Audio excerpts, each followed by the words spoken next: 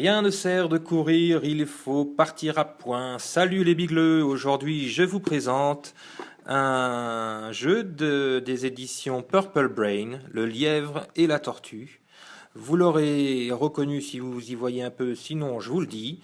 Il s'agit d'un jeu dans la gamme de jeux contes et jeux, et donc qui est présenté sous la forme d'une boîte représentant un livre, comme pour le précédent jeu présenté sur Accessi Jeux, les trois petits cochons du même éditeur. Il y a d'autres jeux dans la même gamme qui vont sortir, mais intéressons-nous pour le moment à ce bon petit jeu de cartes qu'est le lièvre et la tortue. Dans la boîte, il y a, comme pour les trois petits cochons, bon, il y a la règle du jeu et il y a un conte, il y a le conte original des trois petits cochons et aussi une version réécrite par l'éditeur pour les besoins spécifiques du jeu. Alors, on trouve un paquet de tuiles. On appelle ça des tuiles, hein, c'est en fait des cases, si on parle de jeu de plateau, des cases sur lesquelles on va devoir avancer. Donc on a des tuiles qu'on appelle les tuiles parcours, puisqu'il s'agit d'un parcours, une course, entre le lièvre, la tortue et d'autres animaux. Le but de ce jeu va être de parier sur les animaux qui vont arriver en première, deuxième ou troisième position pour marquer un maximum de points. Donc des tuiles parcours. Ensuite, on va trouver des cartes de différentes sortes. Il y a donc 5 cartes aides de jeu pour les personnes valides qui peuvent lire dessus.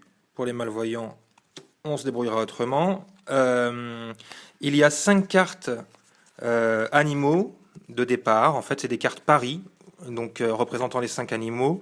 Le lièvre, la tortue, le loup, le renard et l'agneau.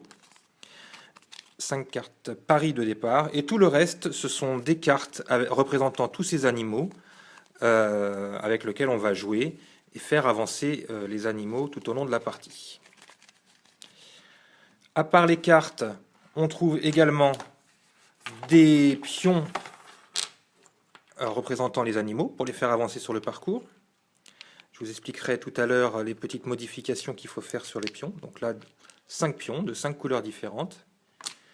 Et il y a dans la boîte toute une série de petits accessoires qui permettent de fabriquer en carton la ligne de départ, la ligne d'arrivée et un petit podium sur lequel on met les animaux une fois qu'ils arrivent et qui indique le nombre de points que gagne chaque animal en fonction de sa position dans la course. Alors, concernant les pions, en fait, ils sont livrés dans la boîte comme ça, brut, en bois, avec 5 couleurs différentes. Et il y a avec des autocollants qu'il faut poser sur chaque morceau de bois pour faire apparaître la silhouette de l'animal en question. Donc moi, ce que je vous suggère, c'est de coller l'autocollant sur une face pour que ça fasse joli pour les personnes valides qui jouent avec vous. Et pour les malvoyants ou non-voyants, afin de se repérer au niveau tactile, j'ai appliqué avec un stylo qu'on appelle un cerne-relief. C'est un stylo qui sert pour faire des vitraux et qui fait du relief et qui sèche en 24 heures et du coup fait des points tactiles. J'ai fait des repères tactiles comme sur un dé en fait. Vu qu'il y a 5 animaux, j'ai pris les repères d'un dé tels que les points sont positionnés sur un dé. Donc 1, 1, 2, 1, 2, 3, 4 en forme de carré et 5 en forme de carré avec un point au milieu. Donc là, je touche 1, 2, 3. Je sais que c'est l'animal numéro 3. Il s'agit du loup. Ce code sous forme de points de dés, on va le retrouver aussi sur les 5 cartes de départ qui vont être des cartes qui vont nous permettre de parier sur l'animal qu'on veut essayer de faire gagner durant la partie. Et donc j'ai disposé des œillets dans les coins de chaque carte, de sorte à reproduire ce code. Donc là, le loup, il y a un œillet en haut à gauche, un œillet au centre et un œillet en bas à droite. Donc on fait la diagonale comme ça. Donc 3 pour le loup. Là, par exemple, on est sur le lièvre, donc il n'y en a qu'un. Alors là, j'ai choisi de le mettre en haut à gauche. On aurait très bien pu choisir de le mettre au centre. Je me suis dit que c'était peut-être plus simple de l'avoir dans le coin, donc le 1, la seule petite différence avec un dé, c'est que sur un dé, le point serait au centre. Là, je l'ai mis en haut à gauche. Donc là, la tortue, donc forcément, on a un œillet en haut à gauche et un œillet en bas à droite. Là, je touche aux 4 coins, 1, 2, 3, 4, il n'y a rien au centre, donc c'est bien 4. Il s'agit d'un renard. Et là, 1, 2, 3, 4, plus un œillet au centre, 5, c'est l'agneau. Alors en fait, les animaux ne sont pas numérotés complètement par hasard, puisque sur les cartes aide de jeu, on retrouve ces animaux, je ne sais même pas si c'est dans le bon sens, oui je pense, on retrouve ces animaux de 1 à 5, avec à côté leur pouvoir. Car en fait, quand on va jouer les cartes pendant la partie, au bout d'un moment, les animaux vont avancer et ils vont pas avancer dans n'importe quel ordre. Ils vont avancer d'abord l'animal numéro 1, c'est-à-dire le lièvre, puis le 2, la tortue, puis le 3, le loup, etc. Donc en fait, le fait d'avoir numéroté les animaux de 1 à 5 sur les cartes, ça permet pour les malvoyants et les non-voyants d'avoir en fait cette aide de jeu, de toujours se rappeler dans quel ordre les animaux vont avancer. Voilà, maintenant je vais vous montrer une ou deux petites spécificités en rapport avec les cartes. Il y a donc 3 paquets de cartes différentes, il va falloir les différencier pour pouvoir s'en servir. Au dos des cartes d'aide de jeu, j'ai mis une étiquette rectangulaire.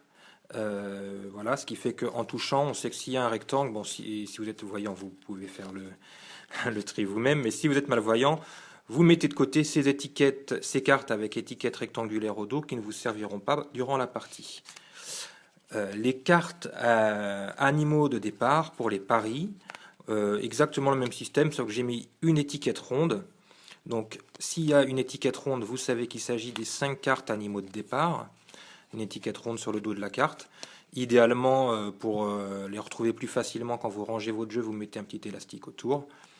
Et donc toutes les autres cartes, qui sont les cartes avec lesquelles on va jouer durant la partie, n'ont pas de marquage au dos. Elles ont simplement le marquage qu'on a fait comme sur les cartes de départ, avec soit 1, 2, 3, 4 ou 5 œillets. Ce qui fait qu'une fois qu'on aura sa main, on a nos 7 cartes en main, on peut facilement reconnaître, car il n'y a que 7 cartes, donc c'est assez simple de mettre la carte sur le devant pour toucher et faire le tri dans ces 7 cartes. On reconnaît facilement avec les œillets les 5 types d'animaux différents. Donc pas de marquage particulier au dos des cartes et aucun problème non plus pour reconnaître le devant des cartes et le dos des cartes, car les cartes sont légèrement, pas gondolées, mais on va dire légèrement arrondies. Voilà, elles ont une petite forme arrondie. Donc on voit très bien, une fois qu'on les a en main, où est le devant et où est le derrière de la carte. Parmi les cartes animaux que l'on va jouer au cours de la partie, il y en a une seule qui a une petite spécificité, c'est parmi les loups. Il y a certains loups qui vont avoir une icône particulière en haut sur la carte qui indique que ce sont des loups hurleurs. C'est important de différencier les loups standards des loups hurleurs car ils ont un pouvoir différent. En fait, ils permettent que seuls les loups avancent et tous les animaux restent sur place sur le parcours.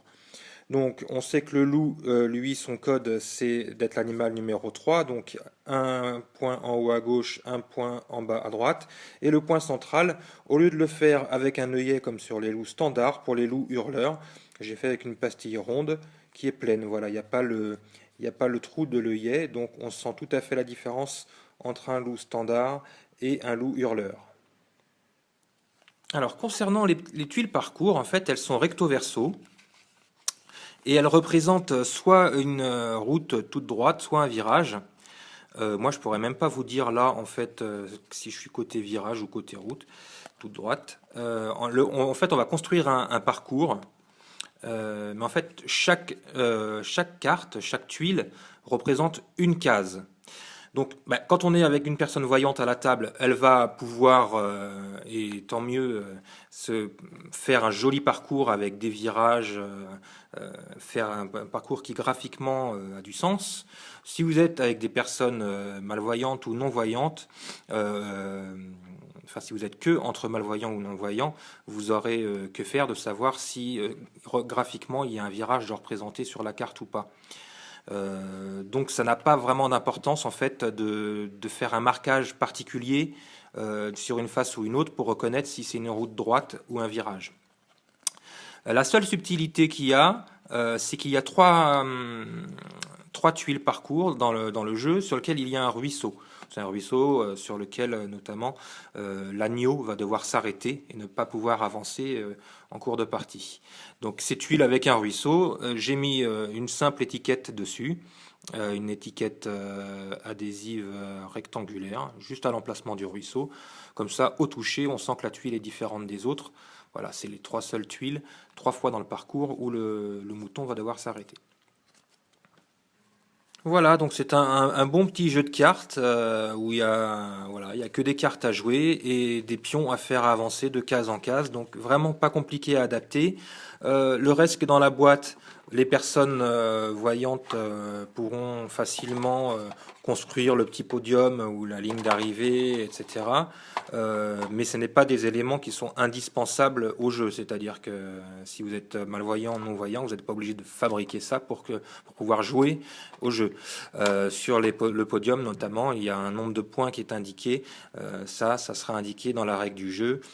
Si vous êtes adhérent à Access Jeux, notamment, vous aurez dans la boîte, au moment de l'achat du jeu, les règles du jeu sur CD audio. Voilà pour la présentation de ce bon petit jeu de parcours, de paris, auquel on s'amuse bien, puisque on parie sur un animal et parfois les autres n'ont pas d'autre choix que de jouer des cartes qui font avancer l'animal que vous essayez de faire avancer. Voilà, c'est assez tactique et c'est accessible à tous. C'est vraiment un bon petit jeu bien fun. C'était le lièvre et la tortue. Je remercie Nicolas qui est venu à Accessi-Jeux pour adapter ce jeu pour nous. Et à très bientôt pour une nouvelle présentation de jeu sur le site Accessi-Jeux.